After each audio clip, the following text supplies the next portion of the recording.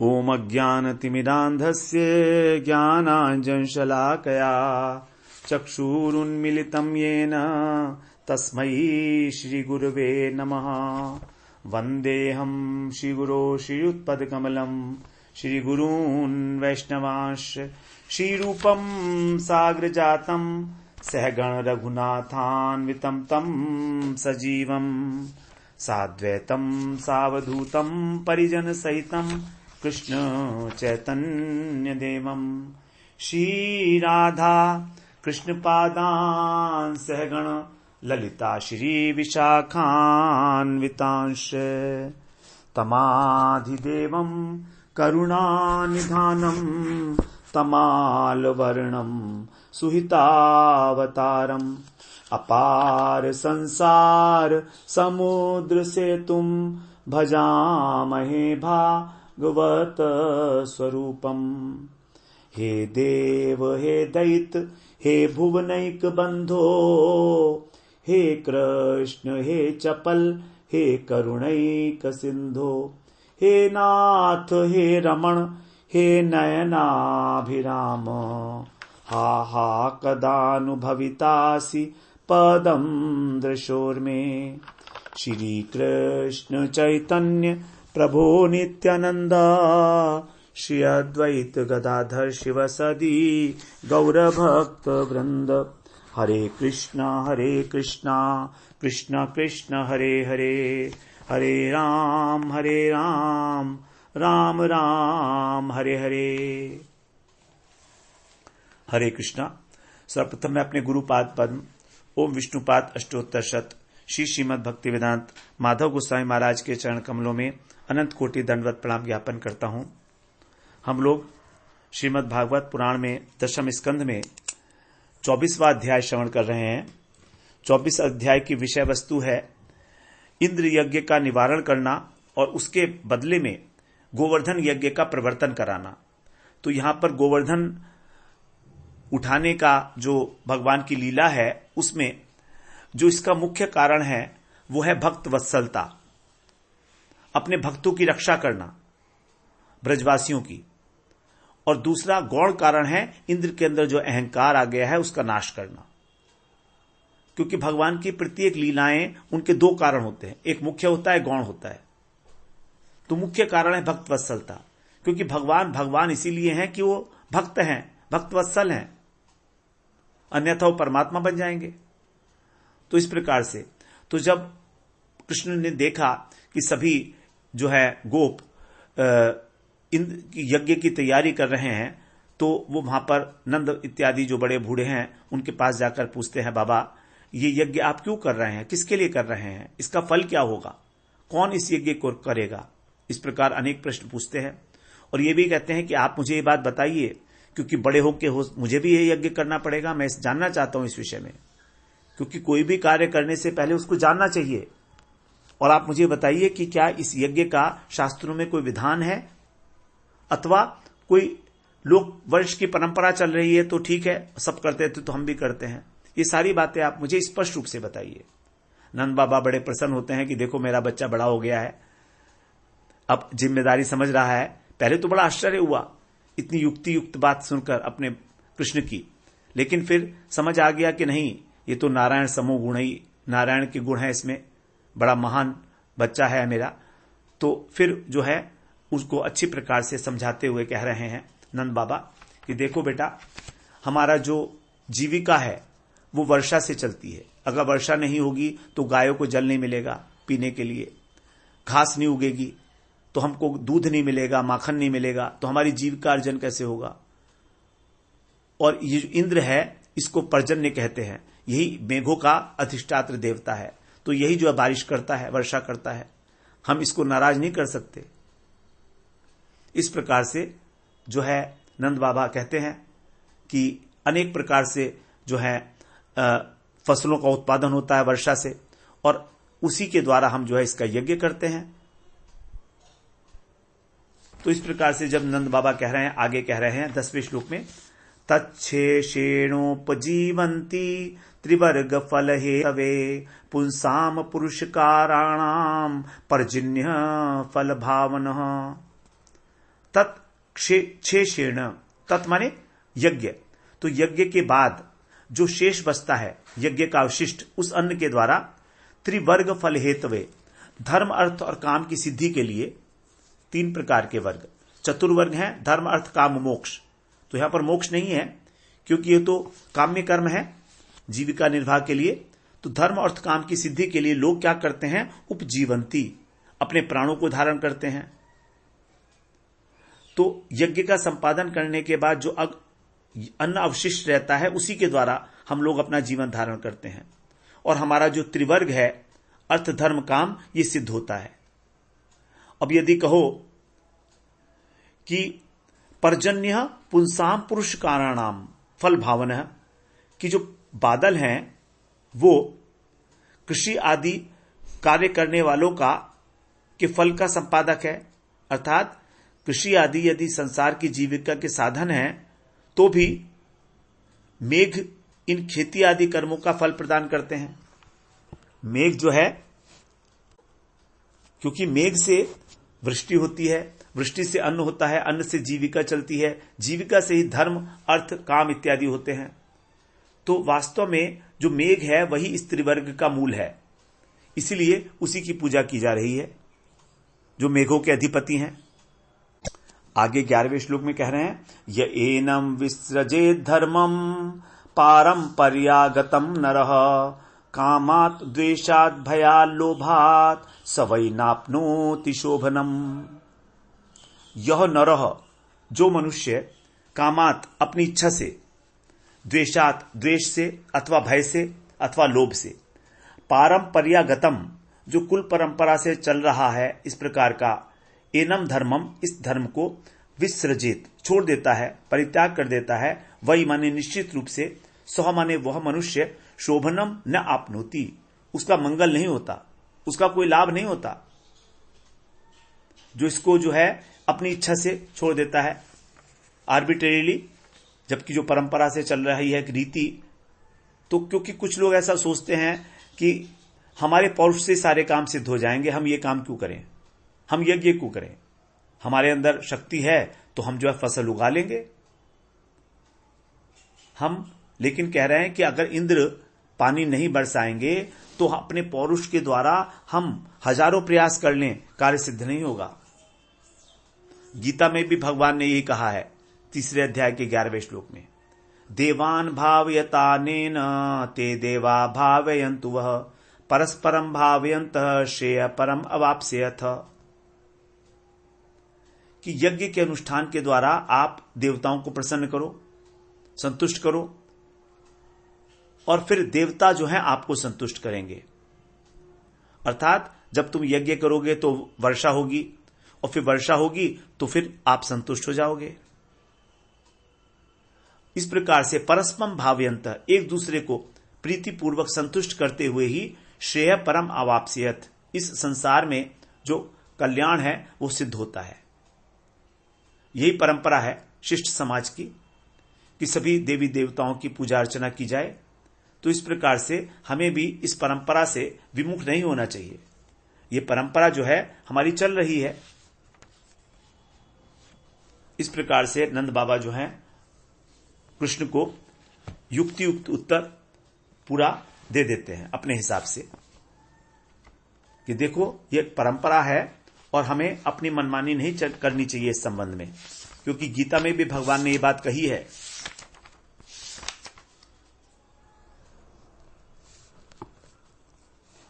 अब आगे सुखदेव जी कह रहे हैं 12वें श्लोक में, श्री शुक उवाच वचो निशम्य नंदस्य तथान्येषां ब्रजौ कसाम इंद्राय मन्युम जनयन पितरम प्राह केशवः। सुखदेव जी कहते हैं कि केशव नंदस्य, श्री कृष्ण ने नंद महाराज का और जो अन्य लोग थे, अन्येषाम ब्रजौ कसाम, जो अन्य ब्रजवासी थे, उनको निशम्य माने श्रवण करके, इंद्राय मन्युम जनयन, इंद्र का क्रोध बढ़ाने के लिए, जनयन माने उत्पन्न करने के लिए, मन्यु माने क्रोध, तो इंद्र को क्रोधित करने के लिए, और इस प्रकार उस क्रोध को बढ़ाकर उसके अभिमान को नष्ट करने के लिए पितरम प्राहा, अपने पिताजी से इस प्रकार कहा।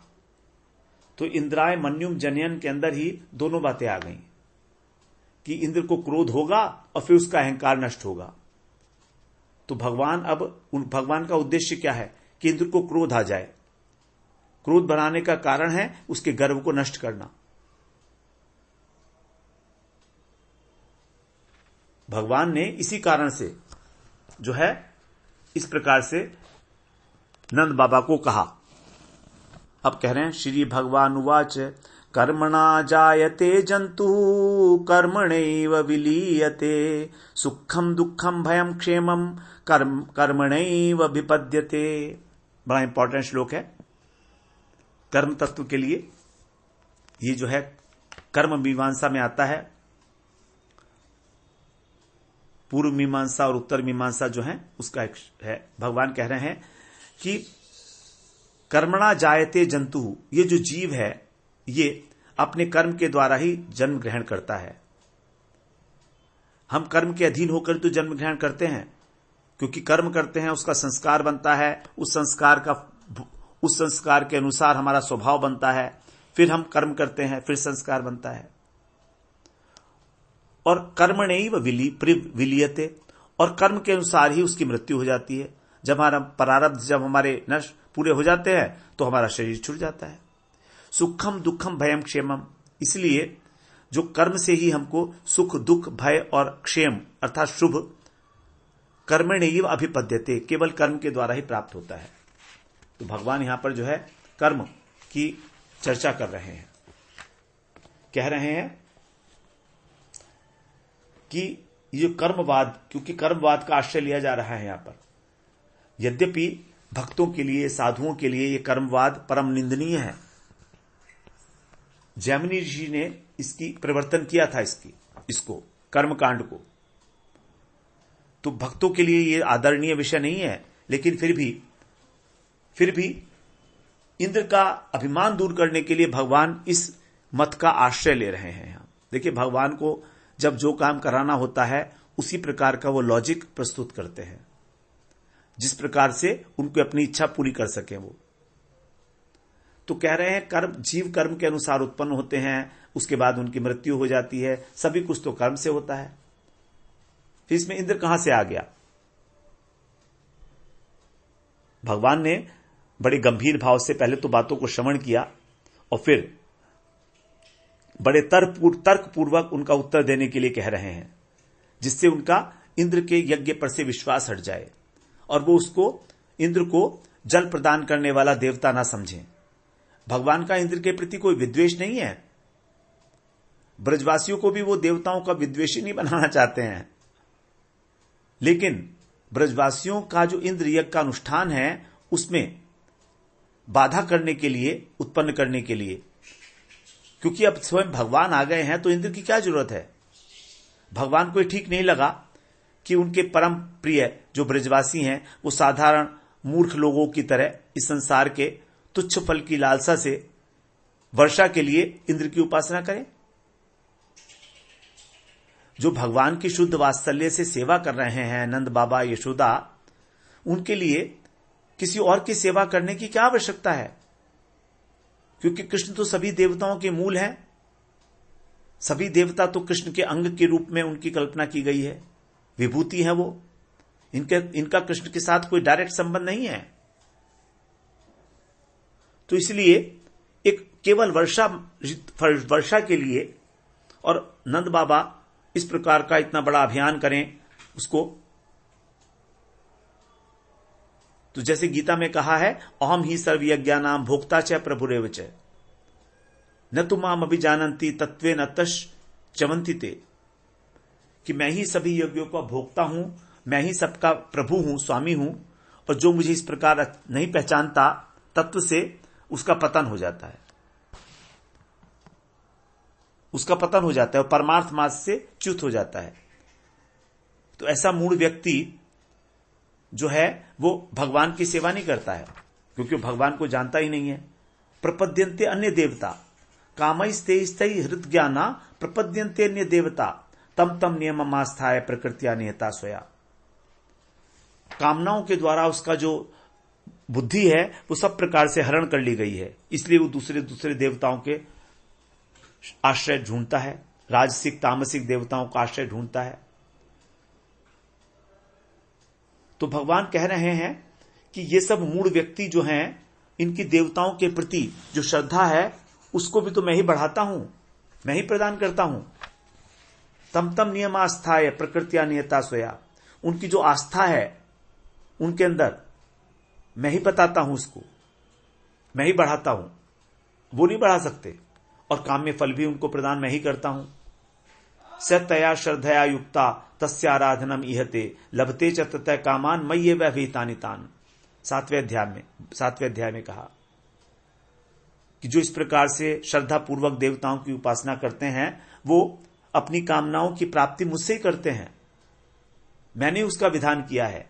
तो फिर मेरी उपासना क्यों नहीं करते वो, जब मैं ही यथार्थ रूप में कल्प फल प्रदाता हूं। इस प्रकार से भगवान जो है, भगवान को अपने गीता के सब वचन याद आ रहे हैं जो आगे भगवान सुनाएंगे अर्जुन को। यहां 14वें श्लोक में यही बात कह रहे हैं, अस्ति चेदीश्वर है कश्चित फल रूपिण्यन्य कर्मणाम कर्तारम भजते सोपी नहीं अकर्तु प्रभुर्हि सह।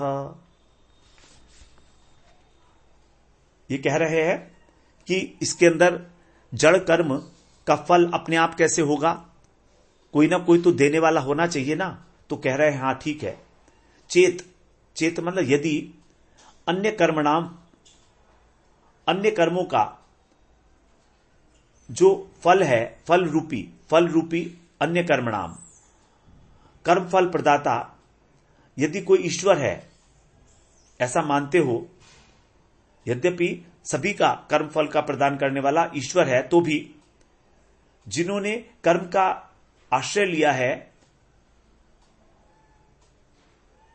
तो फिर क्या होगा, अगर आप ऐसा मानते हो कि अपने आप से ही सारा कर्म किया जा सकता है, तो ईश्वर को उसके ऊपर आश्रित रहना पड़ेगा, तभी तो फल प्रदान करेगा ईश्वर। लेकिन जो कर्म नहीं करते उनको तो फल मिलेगा नहीं, उनको तो दे नहीं सकता फल वो। तो कर्म फल प्रदाता ईश्वर को तो मानना ही पड़ेगा, ऐसा कुछ दार्शनिकों का मत है। अस्ति चेत, कि कोई तो फल प्रदाता होगा ना, तो अब ईश्वर है तो ईश्वर भी वो जिस प्रकार का कर्म किया गया है उसके अनुसार ही उसका फल देगा, कर्मों के अनुसार ही तो फल देगा ईश्वर भी। और जो कर्म नहीं करता है वो उसको तो फल दे नहीं सकता, क्योंकि उसने कर्म ही नहीं किया है।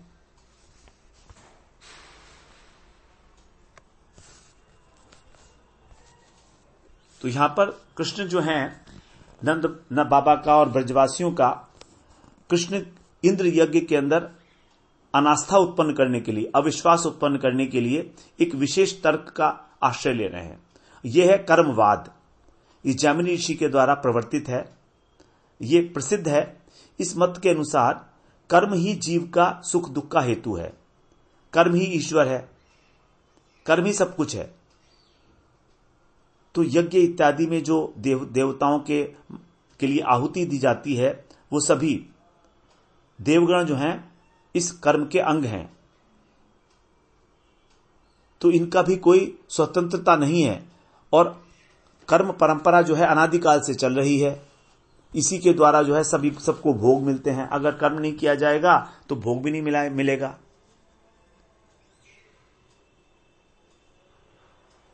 इंद्र संतुष्ट हो या ना हो, इससे क्या फर्क पड़ता है। इंद्र संतुष्ट हो या ना हो, यदि कर्म ही नहीं किया, तुमने अगर फसल ही नहीं बोई, तो इंद्र कहां से इंद्र हमको वर्षा करके भी क्या कर लेगा। और अगर हमने फसल बोई है तो हमको जो फसल में जो अन्न मिलेगा वो हमारे भाग्य के अनुसार, कर्म के अनुसार मिलेगा। फिर इसमें इंद्र क्या कर रहा है। तो कर्मवाद की जो युक्ति है उसके द्वारा इंद्र की आवश्यकता नहीं होती। तो आपने जो कहा कि अगर हम यज्ञ नहीं करेंगे तो रुष्ट हो जाएगा, समय पर वर्षा नहीं करेगा, ऐसी बात नहीं है। ये युक्ति संगत बात नहीं है। कर्मवाद में कर्म को ही सबसे बड़ा बताया गया है, क्योंकि वहां पर ईश्वर को भी कर्म के अधीन कर दिया गया है। क्योंकि कर्म सबसे बड़ा होने के कारण ईश्वर भी कर्म के अधीन हो गया, क्योंकि वो फल तभी दे सकता है जब कर्म किया, अपनी इच्छा से तो दे नहीं सकता। और ये लगता तो युक्ति युक्त है, बात तो ठीक ही लगती है। तो यहां पर भगवान जो हैं इस प्रकार से उनको तोड़ मड़ोड़ के समझाने की कोशिश कर रहे हैं। सच्चाई नहीं है ये भक्तों के लिए ऐसी बात नहीं है। तो यहां पर मत यह है कि यदि कहें कि भगवान जो है कर्म के अनुसार ही फल देंगे तो वे कर्म के अधीन हो गए, कर्म के अधीन हो गए, और जो कर्म नहीं करता उसको फल नहीं देंगे। जैसे मान लीजिए हमने एग्जाम दिया, तो एग्जाम में हमारे जो मार्क्स आएंगे वो मार्क्स कौन देगा? टीचर देगा। लेकिन देगा तो उसके अनुसार ना, जो हमने लिखा है उसके अंदर। तो इस प्रकार से टीचर स्वतंत्र नहीं हुआ। अगर हम कुछ नहीं लिखेंगे तो टीचर मार्क्स नहीं दे पाएगा। तो इसका मतलब यह टीचर स्वतंत्र नहीं है फल देने में, वो भी आश्रित है कर्म के। और कर्म, यदि हम कहें कि कर्म ही सब कुछ है तो कहेंगे कर्म तो जड़ है, फिर फल कैसे मिलेगा? क्योंकि फल जो मिलेगा वो तो किसी चेतन वस्तु के द्वारा मिलेगा। फल में तो इच्छा है नहीं, वो कैसे फल देगा? कर्म किस प्रकार से अपने आप फल दे देगा? तो इसलिए ईश्वर को स्वीकार करना पड़ेगा। तो इस प्रकार से अस्थि चेत के मतलब यदि ईश्वर के अधीन है तो ईश्वर अधीन हो गया कर्म करने वालों पर। तो भगवान जो हैं कर्म करने वालों के अधीन हो गए, और जो कर्म नहीं करते हैं उनको किसी प्रकार का फल नहीं देंगे। इस प्रकार से यहां पर कर्मवाद की जो थ्योरी है उसको यहां बताया जा रहा है। ये जो थ्योरी है ये मीमांसा इसको बोलते हैं, पूर्व मीमांसा। दो प्रकार की मीमांसा है, उत्तर मीमांसा और पूर्व मीमांसा। उत्तर मीमांसा कर्म कांड है, कर्मवाद है, जैमिनी ऋषि के द्वारा प्रवर्तित। और उत्तर मीमांसा ये व्यास जी के द्वारा है, ये ज्ञान है। तो उत्तर मीमांसा जो है एक्सेप्टेबल है भक्तों के द्वारा थोड़ी बहुत कुछ हद तक, लेकिन ये पूर्व मीमांसा एक्सेप्टेबल नहीं है। उत्तर मीमांसा एक्सेप्टेबल है क्योंकि वेदांत यही है। वेदांत का मतलब ही है, जो वेदांत सूत्र की रचना की है वो यही है, उत्तर मीमांसा।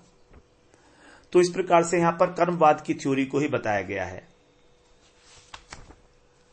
तो इसलिए भगवान का मानना है कि ये अवश्य स्वीकार करना पड़ेगा कि कर्म का कोई नियंता है, उसी की प्रेरणा से जीव जो हैं प्रवृत्त होते हैं कर्म में। चाहे वो अच्छा काम करें चाहे बुरा काम करें, लेकिन प्रेरणा उन्हीं की है। तो कह रहे हैं मेरा ये मानना है कि कोई एक प्रवर्तक है कर्म का।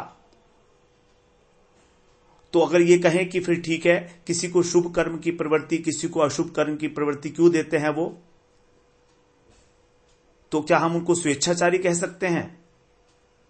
और इसके अगर हम इस बात को मानते हैं तो ये जगत जो है स्वेच्छाचारी हो जाएगा सारा का सारा। इसलिए यदि कोई कर्म के नियंता हैं तो वो भी कर्म संस्कार के अनुसार ही प्रवृत्ति देते हैं। हमारे जो संस्कार हैं उसके अनुसार ही हमको प्रेरणा देते हैं, ये बात स्वीकार करनी पड़ेगी। अब 15वें श्लोक में कह रहे हैं किम इंद्रेणे भूतानाम स्वस्व कर्माणुवर्तिनाम अनीशे नान्यथा कर्तुम स्वभाव विहितम नृणाम। यह माने इस श्लोक में स्वम स्वम कर्मानुवर्ती नाम, जीव अपने अपने कर्म का फल भोग रहा है। सभी लोग कर्म के अधीन है, भूतानाम सभी जीव, नृणाम स्वभाव विहितम, और जो उनके पहले के संस्कार हैं उनसे उत्पन्न जो कर्म किए जा रहे हैं अपने स्वभाव के अनुसार, उसको अनीश अन्यथा कर्तुम, अनीशेन अन्यथा कर्तुम, उसको बदलने की सामर्थ इंद्र में नहीं है, अन्यथा कर्तुम करने की। अगर इंद्र, तो जब इंद्र बदल नहीं सकता किसी के संस्कारों को, तो फिर इंद्रेण किम, इंद्र से क्या प्रयोजन है हमारा? अब जब कर्म से ही फल की सिद्धि होनी है और कर्म के अधीन है जीव मात्र, तो फिर इंद्र का क्या करना है हमको? इंद्र की आवश्यकता तो तब थी ना जब वो बिना काम किए भी और वर्षा कर देता, अथवा अपने आप से कुछ करता। तो इसलिए हमको इंद्र की पूजा करने का क्या फायदा है? क्योंकि सबको जीवन में सुख और दुख जो मिलेगा वो अपने संस्कारों के अनुसार, अपने कर्मों के अनुसार मिलेगा। तो स्वभाव के अनुसार कर्म किया जाएगा और उस कर्म के अनुसार उसको फल मिलेगा। तो इस प्रकार से कर्म को श्रेष्ठ मानना चाहिए, कर्म का ही आदर करना चाहिए। इसमें इंद्र का क्या आवश्यकता है, ये कहना है कृष्ण का। बड़ी युक्ति दे रहे हैं, कर्मवाद का सिद्धांत प्रतिपादित कर रहे हैं जो वास्तव में हमारे लिए ग्रहणीय नहीं है, लेकिन समझाने के लिए नंद बाबा को इस प्रकार की युक्ति का आश्रय लिया जा रहा है कृष्ण के द्वारा। अब 16वें श्लोक में कह रहे हैं, स्वभाव तंत्रो ही जनः स्वभावमनुवर्तते स्वभावस्थमिदं सर्वं सदेवासुर मानुषम। जनः ही अर्थात जीव मात्र ही स्वभाव तंत्र है, स्वभाव के अधीन है। स्वभावम अनुवर्तते, इसलिए प्रत्येक व्यक्ति अपने स्वभाव का ही अनुसरण करता है।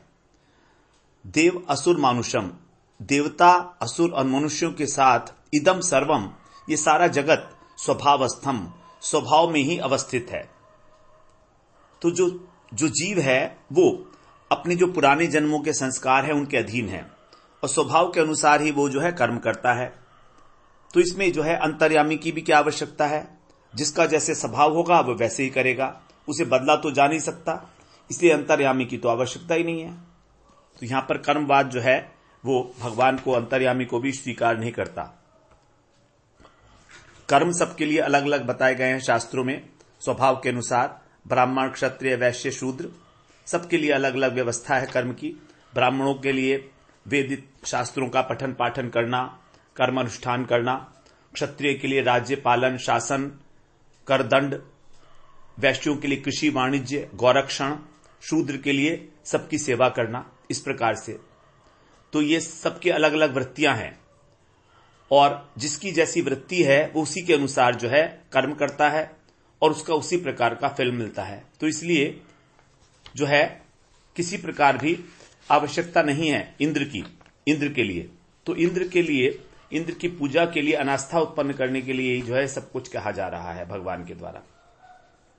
17वें श्लोक में कह रहे हैं, देहानुच्चावचान जंतु प्राप्योसृजति कर्मणा शत्रुर्मित्र उदासीनः कर्मेव गुरुरीश्वरः। जंतु मतलब जीव। तो जीव मात्र जो है कर्मणा, कर्म के द्वारा ही उच्च और अवच, उच्च और नीच अर्थात देवता और तिर्यक योनि को, देहों को, देहान प्राप्य, देहों को प्राप्त करता है। उत्सृजति, और फिर कर्म के वश ही उनको त्याग भी देता है। इस प्रकार से शत्रु मित्रम उदासीनः, कर्म ही शत्रु है, कर्म ही मित्र है, कर्म ही उदासीन है। कर्मैव गुरु, कर्म ही गुरु है। कर्मैव ईश्वर है, कर्म ही ईश्वर है, क्योंकि ईश्वर भी कर्म के अधीन होकर फलदान करता है, इसलिए कर्म ही ईश्वर है। तो कर्म के अनुसार ही जीव किसी को शत्रु, किसी को मित्र, किसी को उदासीन मानता है। तो सब कुछ करने वाला जो है वो कर्म ही है एकमात्र। ये कहने का आशय है यहां पर। कर्म की जो है प्रधानता बताई गई है ईश्वर के भी ऊपर। इसीलिए आप जो है किसी देवी देवताओं की पूजा करने का कोई औचित्य नहीं है। सर्व कारणत्व, कर्म का जो है सर्व कारणत्व है, सभी चीजों का कारण कर्म है।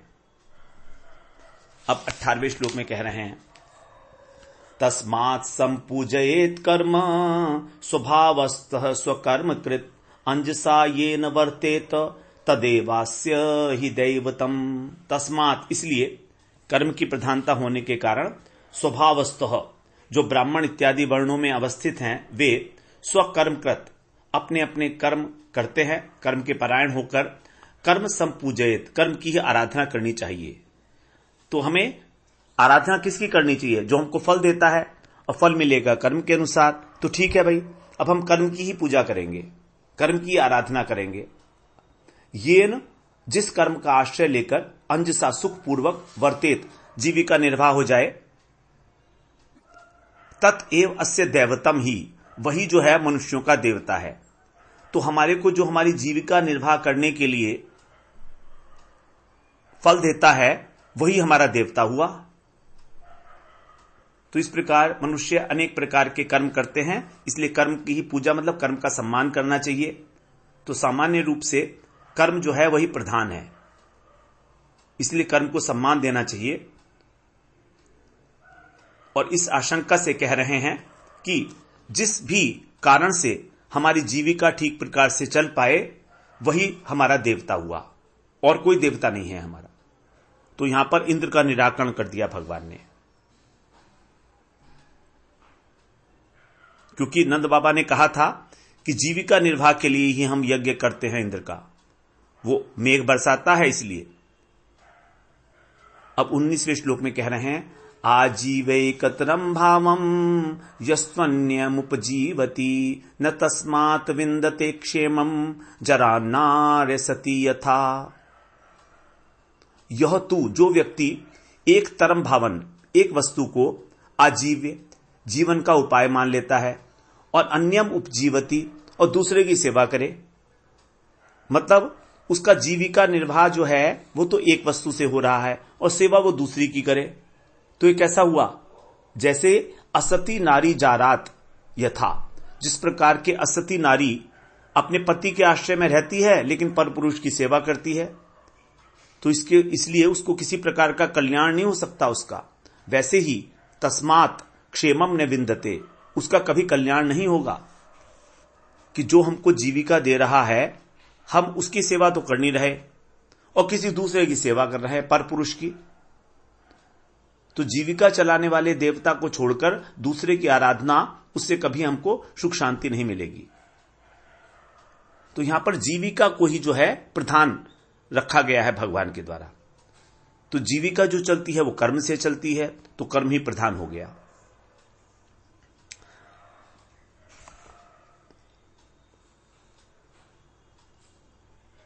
इसलिए भगवान का मानना है कि जीविका निर्वाह करने के लिए इंद्र इत्यादि देवताओं को प्रसन्न करने की आवश्यकता नहीं है, क्योंकि उन्हें तो अपने कर्म पूर्व कर्म फलों के अनुसार भोग मिलेगा ही मिलेगा और वो जीवन धारण करेंगे। और इसलिए जो हमारी जीविका का उपाय है उसका सम्मान करें, उसकी पूजा करें, यही हमारा कर्तव्य है।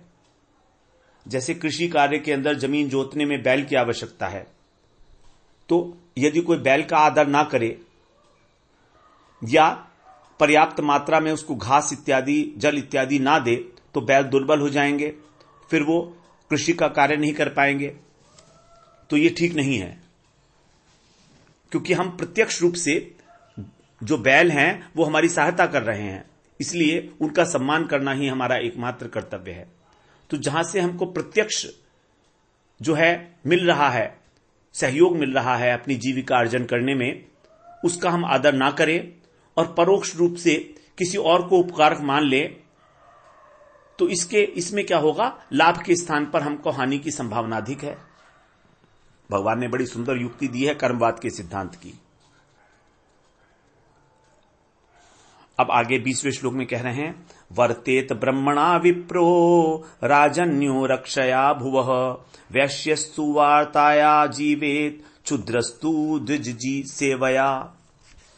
जो विप्र हैं अर्थात जो ब्राह्मण हैं वे ब्रह्मणा वेदों का आश्रय लेकर वर्तेत माने आचरण करते हैं। ब्राह्मण लोग जो हैं अपनी जीविका के लिए क्या करते हैं? वेदों का आश्रय लेते हैं, पठन पाठन इत्यादि के द्वारा जीविका अर्जन करते हैं। राजन्य भुवा रक्षया, और जो क्षत्रिय हैं वे पृथ्वी पालन करते हैं, तो पृथ्वी पालन करके फिर उनको जो है कर मिलता है प्रजा से, तो उसके द्वारा अपनी जीविका यापन करते हैं। वैश्य तो वार्तया, और वैश्य जो हैं वो 3 प्रकार के कार्य करते हैं, कृषि, वाणिज्य और पशुपालन, इसके द्वारा अपनी जीविका अर्जन करते हैं, जीवेत। और शूद्र तो द्विज सेवया, और शूद्र जो हैं वो द्विजों की सेवा करते हैं। द्विज का मतलब तीनों, ब्राह्मण, क्षत्रिय और वैश्य, तीनों वर्णों की सेवा के द्वारा जीवन निर्वाह करते हैं। तो इस प्रकार से उदाहरण देकर प्रत्येक वर्ण के लिए उसकी वृत्ति का वर्णन कर रहे हैं कि क्षत्रियों के देवता हो गया पृथ्वी, वैश्यों का देवता हो गया कृषि, और शूद्र के लिए देवता हो गए ब्राह्मण, क्षत्रिय और वैश्य, और ब्राह्मणों के देवता हो गए वेद शास्त्र, क्योंकि उन्हीं से उनका जीविका अर्जन हो रहा है। देखिए नंद बाबा ने जो कहा था ना कि हम जीविका अर्जन के लिए, तो भगवान ने केवल जीविका अर्जन को ही पकड़ लिया और उसको आधार बनाकर कर्मवाद के सिद्धांत का प्रतिपादन कर दिया। और कोई कारण नहीं था इंद्र यज्ञ करने का, कोई श्रद्धा नहीं थी नंद बाबा की उसमें। अब 21वें श्लोक में कह रहे हैं, कृषि वाणिज्य गौरक्षा कुसीदम तूर्यमुच्यते वार्ता चतुर्विधा तत्र वयम गोवृत्तयोनिशम। वैश्यस्य, जो वैश्य हैं उनकी कृषि वाणिज्य और गौरक्षा ये उनका वृत्ति है, इससे उनकी जीविका चलती है। अब अपने ऊपर आ गए, क्योंकि स्वयं जो है नंद बाबा वैश्य हैं, इसलिए कुसीदम तूर्यम, और ब्याज के द्वारा उनकी अर्थ की वृद्धि होती है। चतुर्विधा वार्ता, ये 4 प्रकार की वृत्तियां हैं वैश्य की। ब्याज लेना, ये 4 प्रकार की वृत्ति हो गई, कृषि वाणिज्य गौरक्षा और ब्याज लेना। ब्याज पे अपने धन को चढ़ाना, उससे ब्याज मिलेगा तो फिर उससे हमारा जीविका अर्जन होगा, इससे वैश्यों की जीविका चलती है। चतुर्विधा वार्ता, वार्ता का मतलब है जीविका। तत्र वयम अनिशम गोव्रत है, उनमें भी हम लोग निरंतर गोव्रत है, गोरक्षा को ही अपनी जीविका के रूप में बनाते चले आए हैं। इन 4 में भी जो प्रधान है वो है गोपालन, गायों का रक्षा करना, गायों का पालन करना। तो यद्यपि ये 4 हैं, ठीक है, लेकिन फिर भी ये हमारे लिए सबसे इंपॉर्टेंट है। तो इसलिए हमारे लिए जो गाय है वही हमारी देवता है। हमारी वृत्ति जो है इन 4 में से अधिकतर गोपालन की ही है, क्योंकि कोई वाणिज्य नहीं की जाती है, कोई यहां पर ब्याज नहीं दिया जाता है, कोई कृषि का काम भी नहीं होता है इतना अधिक, थोड़ा बहुत किया जाता होगा, लेकिन गौरक्षा जो है मेन है। अब आगे 22वें श्लोक में कह रहे हैं, सत्वम रजस्तमैति स्थिति उत्पत्त्यंत हेतवः रजसोत्पद्यते विश्वम अन्योन्यम विविधम जगत। अब यहां पर जो है यदि कहेंगे कि गोपालन जो है वो भी देवराज के अधीन है, तो इसका जो है सांख्य मत के अनुसार भगवान खंडन कर रहे हैं। सत्वम रज तम इति, ये 3 प्रकार के प्रकृति के गुण हैं, सत्व रज और तम। इनसे ही इस जगत की स्थिति होती है, सृष्टि होती है रजोगुण से, स्थिति होती है सत्वगुण से, और विनाश होता है तमोगुण से। उनमें से जो रजसा विश्वम उत्पद्यते, रजोगुण से विश्व की उत्पत्ति होती है, और अन्योन्यम माने अन्य प्रकार से, अर्थात स्त्री पुरुष के संयोग से विविधम जगत, इस जगत के प्राणियों की उत्पत्ति होती है। तो विश्व जो उत्पन्न होता है ये तो रजोगुण से उत्पन्न होता है, और प्राणियों का जो शरीर है वो स्त्री पुरुष के संयोग से उत्पन्न होता है। तो यदि कह रहे हैं कि यदि कहें कि गोपों की जो जीविका है वो देवराज इंद्र के अधीन है, तो कह रहे हैं कि निरीश्वर सांख्य, इसमें जिसमें ईश्वर को नहीं मानते, उसके द्वारा इसका निराकरण कर रहे हैं 2 श्लोकों में, कि स्त्री पुरुष के संयोग से ही जो है सभी प्राणियों की उत्पत्ति होती है।